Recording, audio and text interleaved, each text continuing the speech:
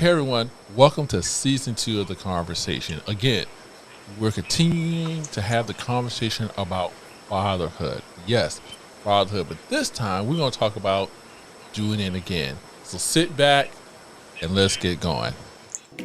Come and listen, laugh, and link up on real life topics and subjects that matter to you here on the conversation with Corinthus Austin.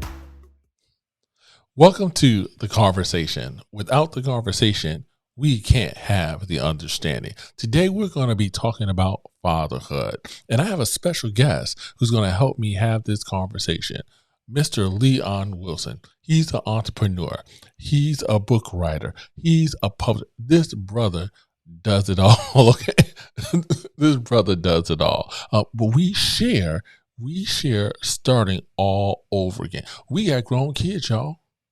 Yes, we do. We got grown kids, and we are starting all over again. So I just want to jump right into the conversation. Leon, tell me what is different now versus then. Everyone, Mr. Leon Wilson. Now I can look back on that and say I really didn't know anything about being a dad, the responsibilities that all entails. Me being a father early on, I was learning at the same time I was going through it, and doing it that way I made a lot of mistakes. And thank God I was able to raise my kids, and they turned out great. Despite my lack of knowledge about raising a family. But the second time around gave me an opportunity. It actually gave me a do-over. And I took full advantage of that. All right. So that do-over, see, I said the same thing. It seems like we have more time now than we had then. That we have more time to do the investing. And yes, we invested with our kids, our children before, but this time we have time to actually go all in. Soccer games, football games, cheerleader practice. I mean, so I agree. How has that changed for you? You hit it right on the head. Time. Early on, when I first got married, I'm young. I'm just starting out in my career. So I'm torn between my career, my family, my wife.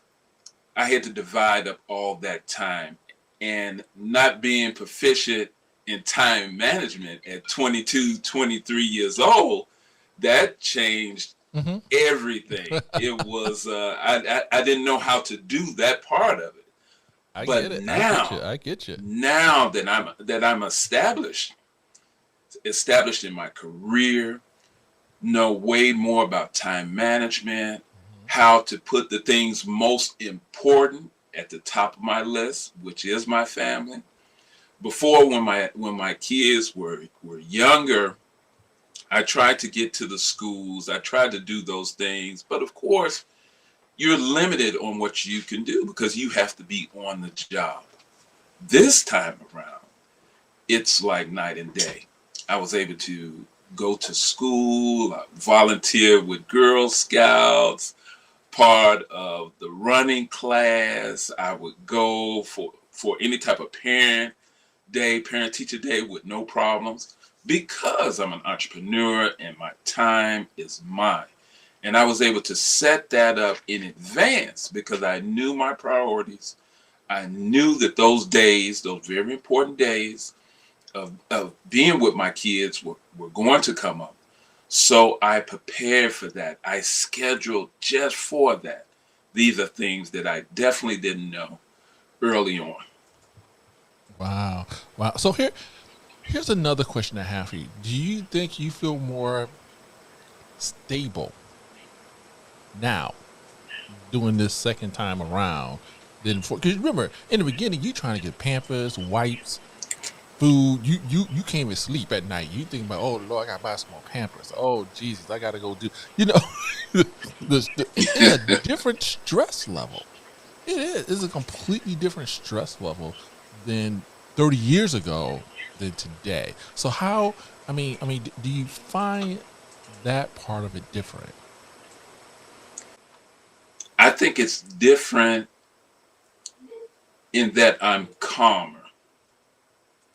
So now I'm calm, and I have the experience to rely on, that been there, done that attitude. And so nothing excites me, nothing scares me to the point of I don't know what to do, how we're going to accomplish this. I don't have those things because I've been there, done that. And so there's an ease in which I'm able to look at things, the different emergencies that pop up with kids, whether it's injuries, whether it's school issues, um, just growing up issues. I have something to look back on. I have a reference point where I can say, you know, the last time I addressed this type of event, I made a huge mistake. So this time I'm going to do the opposite. And I must say that Wow, wow, my that's deep. That's deep right there. oh, That's real that's deep. it. That's it. That's real deep because as a dad, man, when I look back on some of the things, I'm like, I could have done that better. Oh I could yes. have done that.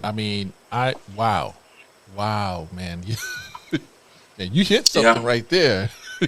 Yeah, you hit a deep spot right there because just okay, disciplining. Back then, we had a whole, you know, okay, now we still don't spare the rod. You Yes. can't spare the rod. You can't Yes. spoil the child. But Yes. they have so many. They have so much stuff now compared to our kids 30 years ago. Well, no iPhone. You had one phone in the kitchen. You had Right. to stand by that phone to use the phone. That's it. Yes. Now they got iPads. They got this. They got that. You take away one device, they got 12 more devices. So Yes. how do you deal with that, man? Tell me. I want to know. I know everybody else want to know. Yes. Yes. Well, that's where you have to go to your quiver. You know, your quiver is where all your arrows are at, so you can shoot those arrows. Well, now at this stage of the game, second time around, I have a lot of arrows in my quiver. So, or a lot of tools in my toolbox. The number one tool is definitely talking to them. I'm able to communicate with my kids now in a way that I wasn't able to the first time around. Remember, the Wow. first time around, my toolbox was almost empty. So I was just building up. I was just you, buying tools. you Not okay? You now have my one toolbox is screwdriver. running over. So you know what? So let's stay there. So if you had to tell that new dad, that Mhm. brand new dad, 23, 24, he has no tools. Yes. He has no tools. What would you tell him? What if you had to say put something in your toolbox to deal with your child? What are you know what? I'm gonna let you give him a couple tools. I'm nice. I'm nice. Okay, I'm gonna be nice. I was gonna say one, but I know you got three or four that you can put up in there. So okay. So give us a couple. Give us a couple of tools you'll put in that toolbox for that brand new dad who 23, 24, who just trying to figure it out. I definitely have my top two. Number one, listen. Listen. There's that old saying, you have two That's ears good. and one mouth, because you're supposed to listen twice as much as you talk. So my number one is to really listen to what your kids are saying. They may not be able to even express themselves at that point in their lives to actually what they want to say. But you have to listen, not just to hear what they're saying, but listen for what they're not saying. The second thing is to remember. to remember. Wow. You need to be able to go back and think about yourself at that age and how you wanted to be treated and how you were treated. Mm, So mm. those two things together, listen and remember. And now, you know what? It's funny you say remember because man, I remember when wow, it seemed like forever, man. They growing up on you. Um, but you know what?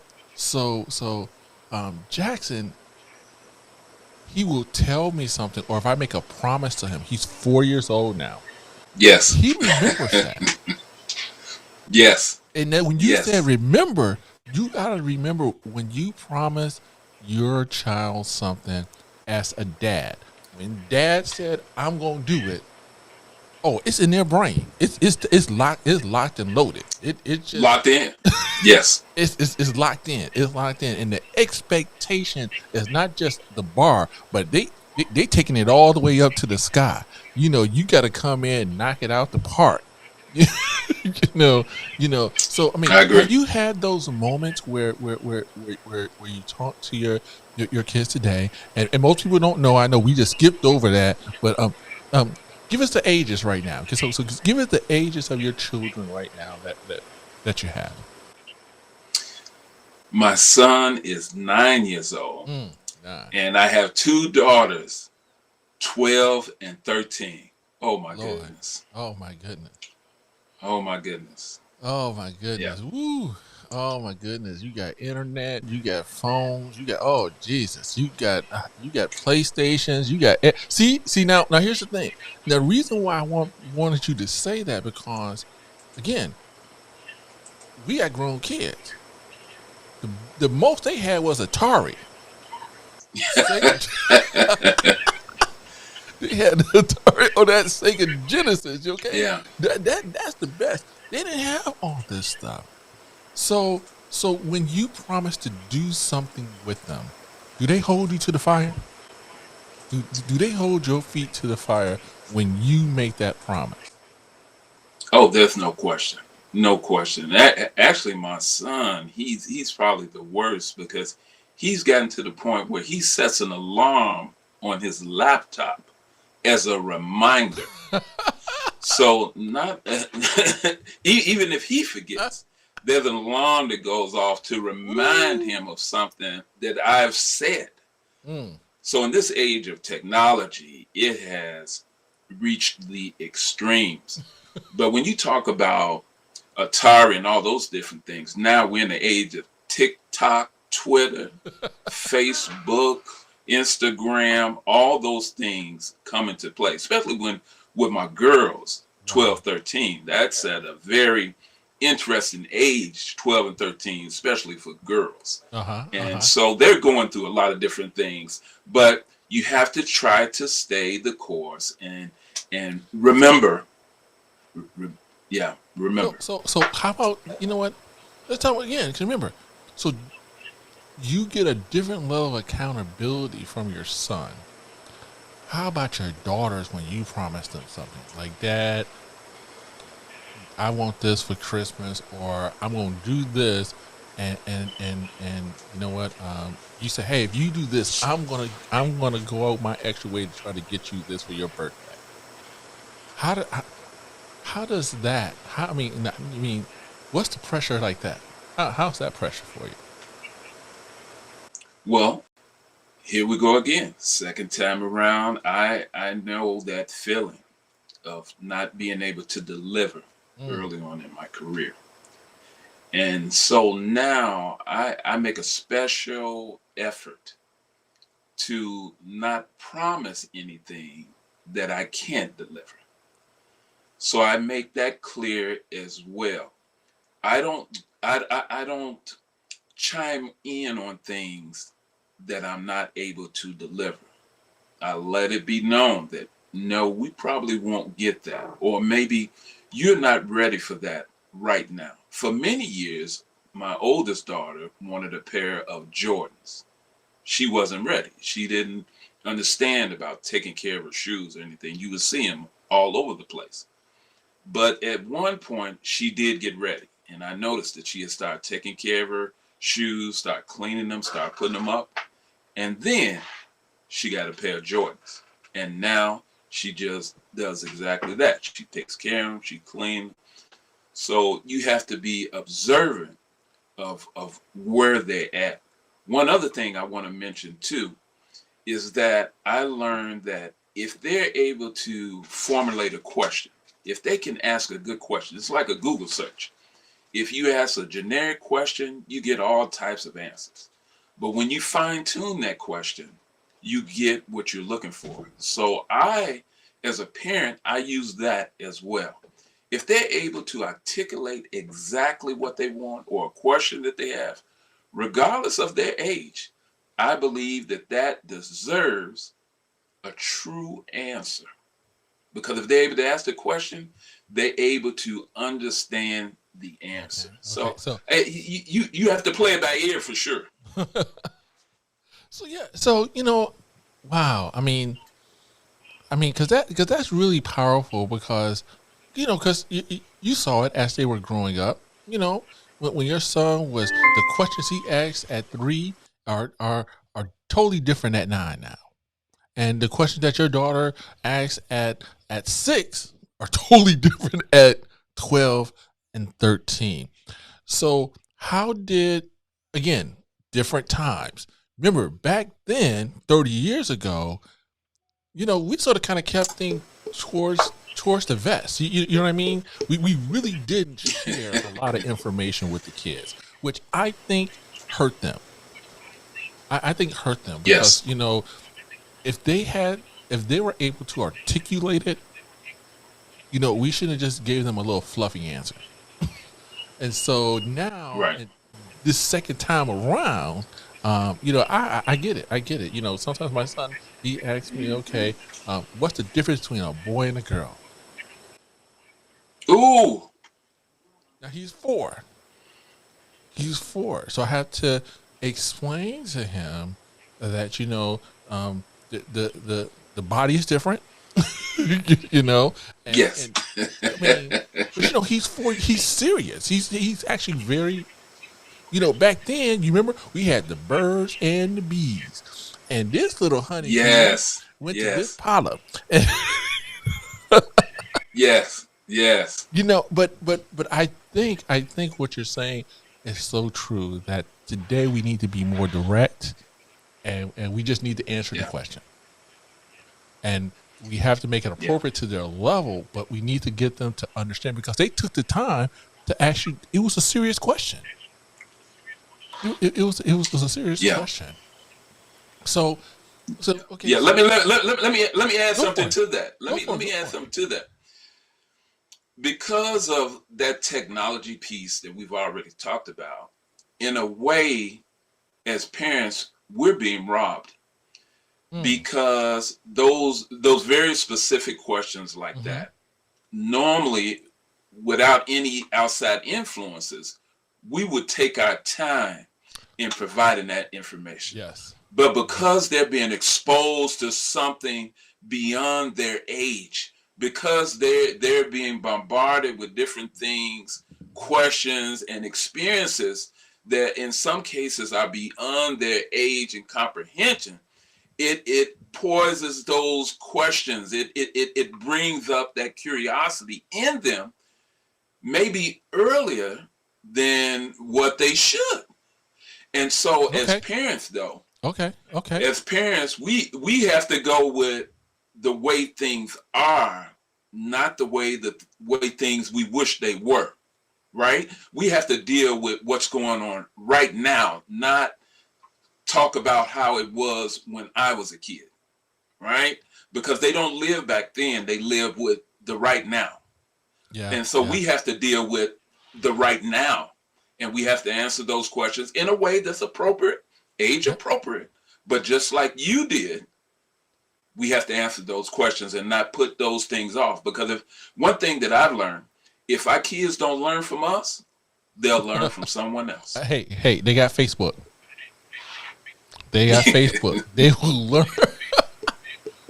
They will learn from Facebook. All right. Okay. All right. So you got 2 girls. We're gonna go for the home run now. Just the home run. Yeah. Okay, so back then, Yes. so everyone, let everyone know. So he has older children. He has some boys, right? But yeah, that was a Yes. different time and a different age 30 years ago.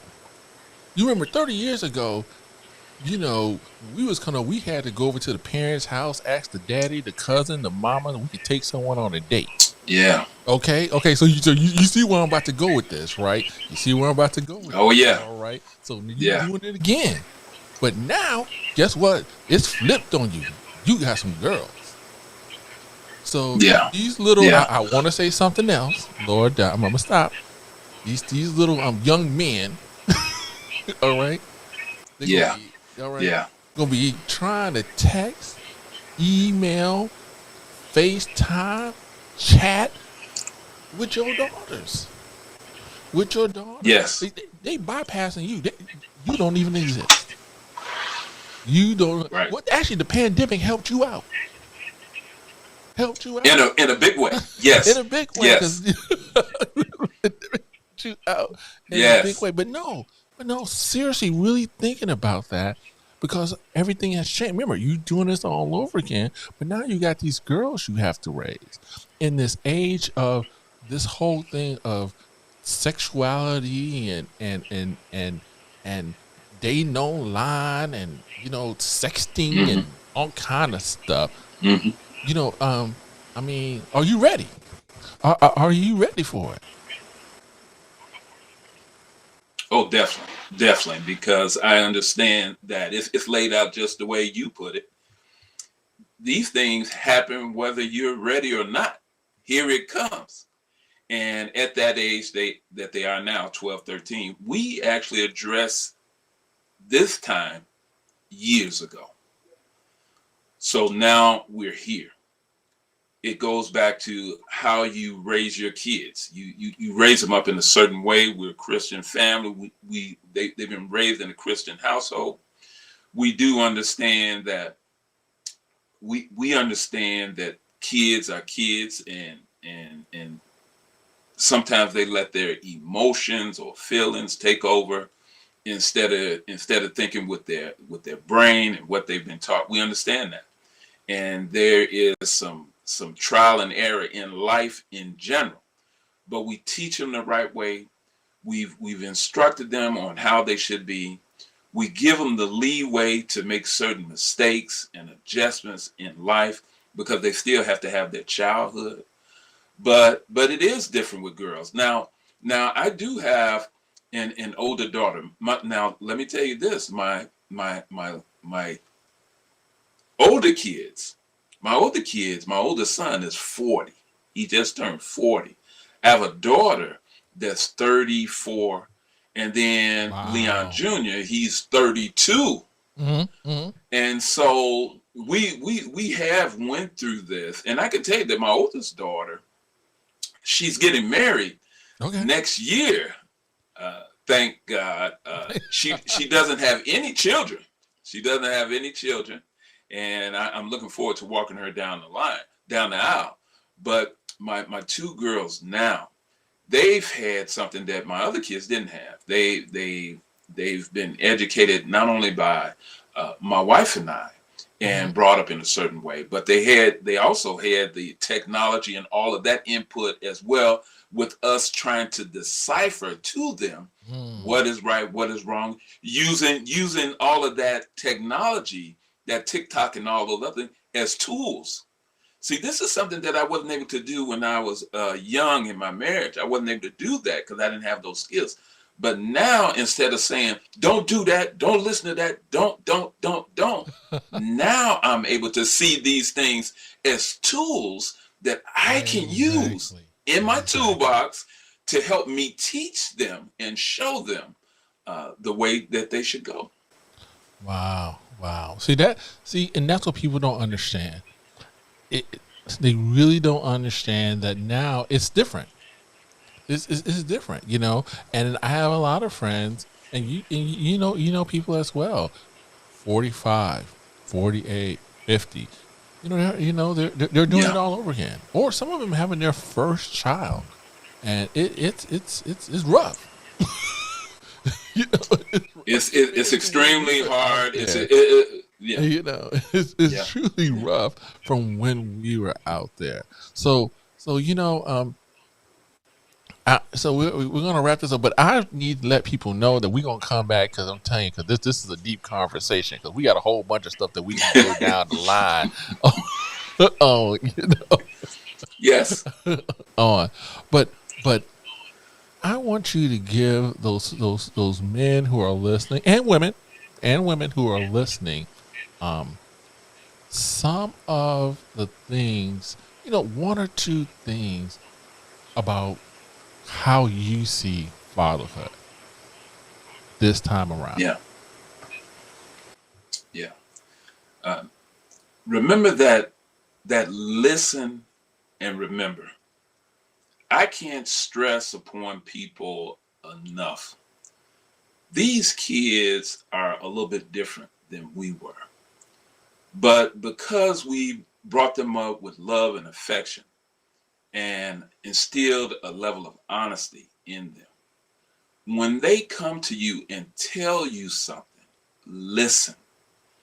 Listen to what they're saying and even listen to what they're not saying because you was young before as well. And then address that. Don't criticize the honesty, but appreciate it because they need an answer.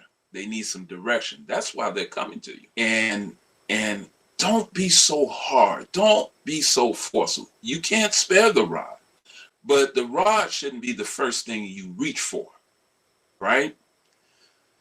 The third thing that I would say is love is the key. Love is the key. It is what keeps your family together.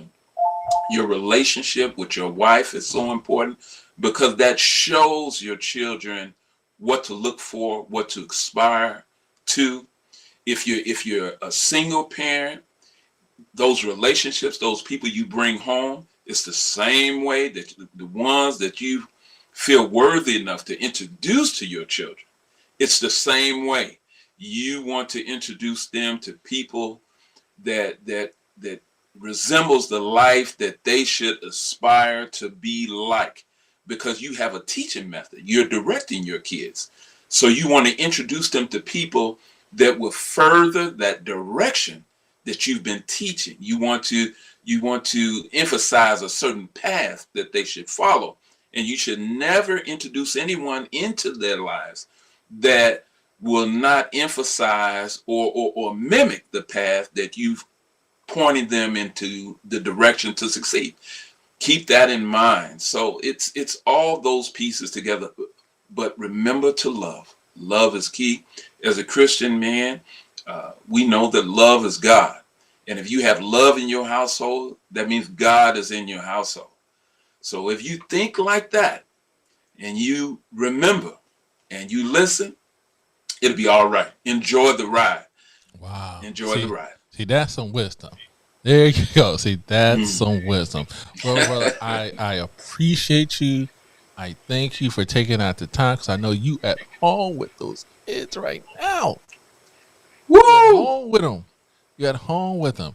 And now you got to come Yes. back. Now you got to come back because we got some other conversations that we're going to have as well. So but I want to thank you, my brother. Thank For you. taking the Yes. time out and and letting everybody know the second time around you can make it. You Yes, you can. Yes, you can. yes, you can. You can. Yes, you can. Um, so I just want everyone to know that this series of fatherhood has really brought out some things, and that I do have another one. There I have one more. We're going to talk about blended families. Oh yeah, that's hot. Woo! There's a lot of praying that needs to be going on for there. But again, remember, like I said, without the conversation, we can't have the understanding. Till next time. Thank you for being part of the Conversations with Corinthus Austin, brought to you by CKJ Live. Come back and visit again to share more real-life topics and stories that matter to you. And remember, without the conversation, we can't have the understanding.